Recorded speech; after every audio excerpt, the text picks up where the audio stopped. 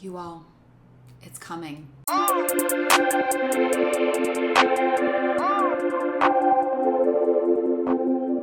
It's coming. I can feel it. I can feel it. I feel like Reputation is going to be released very, very soon.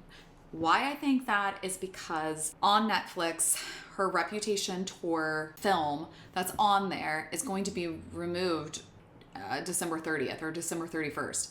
That is really weird. That's a Netflix original production thing. And I think that that means that Reputation is coming out at midnight. I'm going to say it right now. I hope I'm correct. I love Reputation. I feel like that album, we all snoozed on it. I don't know. I think it was a departure. So I wasn't as into it when it came out, but now I'm just absolutely obsessed. I watched the Eras tour from home the other night.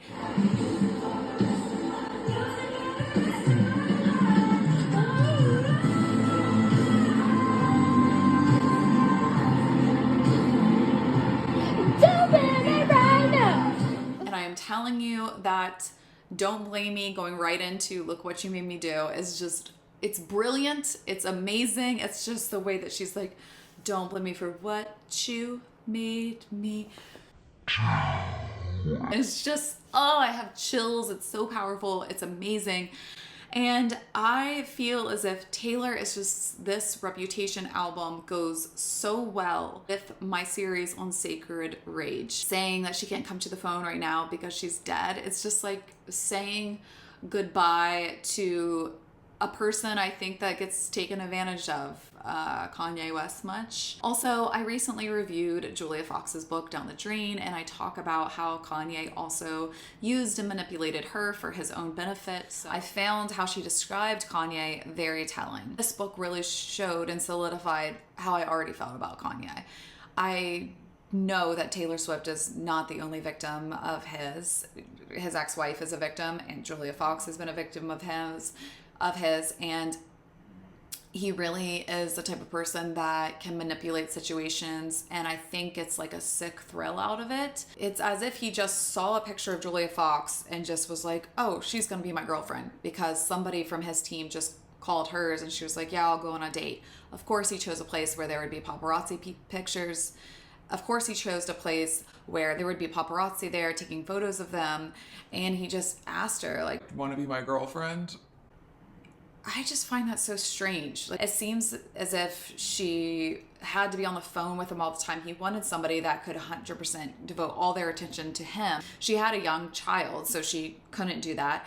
And it was weird because they only kissed. They never slept together, ever. He really just liked to dress her up. He offered to get her a boob job at one point. She's like, no, I think they look great. Whenever they would get into the car, whenever there'd be like light bulbs flashing from the paparazzi, he would kiss her. But then after that, it was like distance, like he didn't really care. So he was clearly, truly just using her, I think, to get Kim's attention because they were going through a divorce at that time. She said that one day he called her up and said, like, I can't do this with you because you're a drug addict. And she's like, I'm a recovering drug addict and I've been honest and open about that the whole entire time. And he's like, well, I can't date you because, my wife informed me that you're a drug addict and I have to be careful about who I'm around. The fact that he used what she had gone through in the past to then just like discard her, I felt was like really cruel.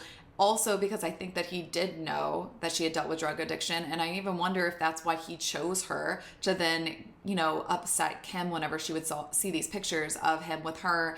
And I'm sure Kim wanted to protect her children, not knowing who Julia really was, but judging her as well on her past. And this is a man who is very, very twisted, that has no problem like walking into somebody's life, shaking it up. I mean, she does seem very grateful because she's like, he did give me publicity and helped me in a way that I didn't have at the time.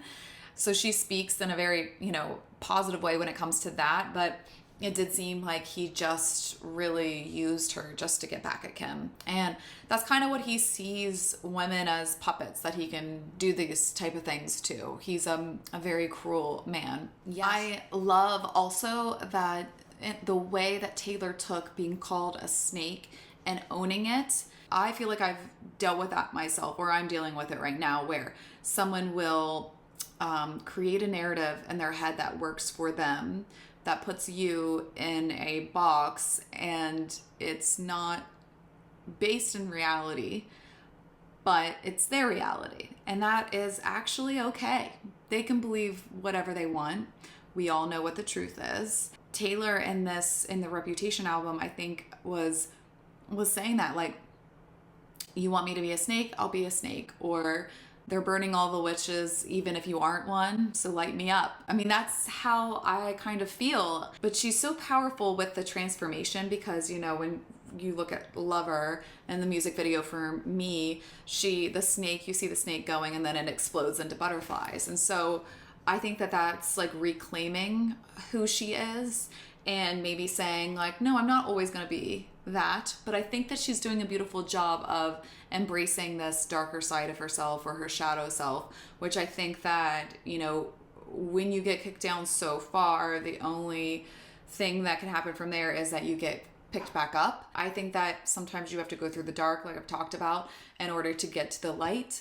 So I wanted to share some quotes that I've come across that go back to that sacred rage. Somebody named Lindsay Gallant, she was talking about her therapist, and she said, your anger is the part of you that knows your mistreatment and abuse are unacceptable. Your anger knows you deserve to be treated well and with kindness.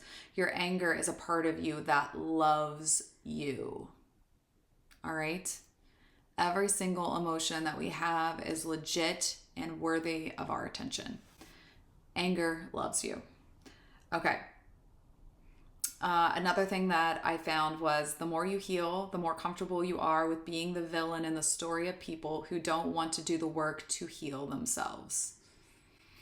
Yes, that is what Taylor embraced on this Reputation album, and most of her albums, but, you know, and that one in particular for sure. And just to be like a little petty, I found this one also was funny, that says, I don't mind being the villain in your story because you're a clown in mine. Oh, that's funny. So I really feel as if this sacred rage and the idea of your anger being a gift to you and something that you should respect and love is all throughout Reputation. And I hope that it's coming out soon. I think that these Volt tracks are gonna be really good.